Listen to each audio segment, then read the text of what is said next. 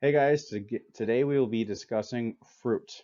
Uh, let's just get into it. There's not much more to say.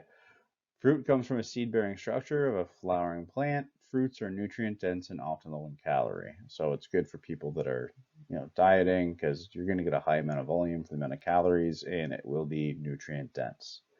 Fruit belongs into a few main categories, those being palm fruits such as apples and pears, citrus such as oranges, mandarins, and grapefruit, stone fruit like apricots, cherries, peaches, olives, which are a fruit, and plums, tropical fruit, bananas, pawpaw, mangoes, pineapple, berries, most have in their name. I don't think I really have to list all of them, but surprising to know that avocado is also considered a berry, something I learned during the research for this video. There's other fruits such as grape and passion fruit. Grapes make wine or grappa. Wine or grappa make me happy.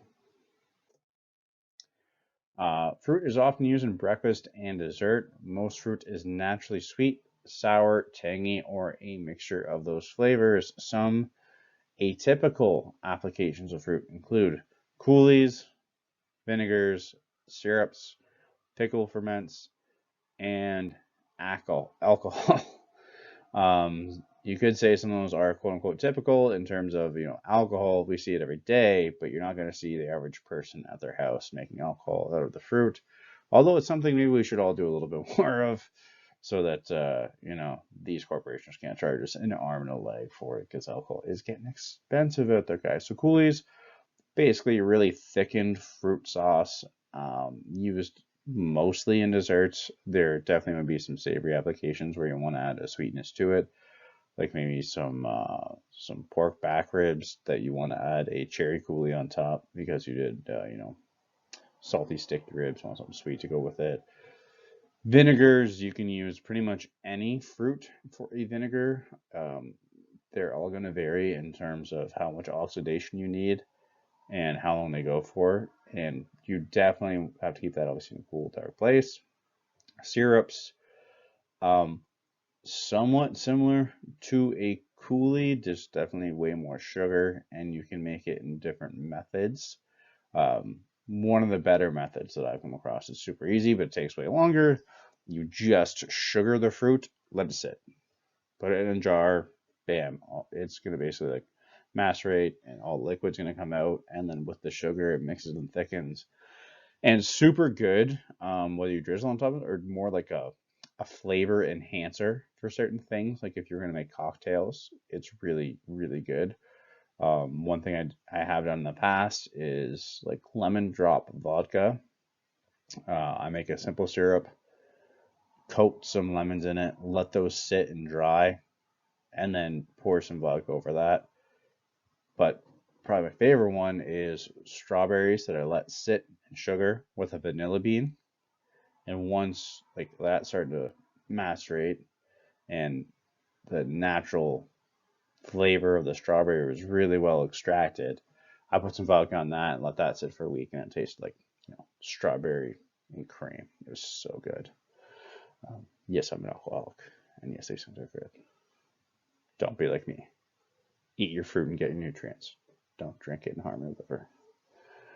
Pickles and ferments, not something you typically think of with fruit, aside from alcohol being one of the ferments, and you could consider vinegar a ferment as well.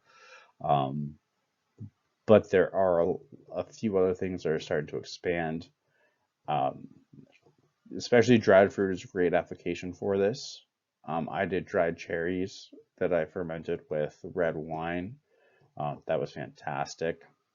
Sugar fermenting into, like we just did, a syrup. You can do that for a couple days to create that syrup. You can also do that for years, quite honestly, and just see it get a totally different flavor profile from day to day starts to wear off probably after a week to 10 days, and then it'll be weekly, then monthly, and eventually yearly. Like it takes time for the chemicals to change the further along you are.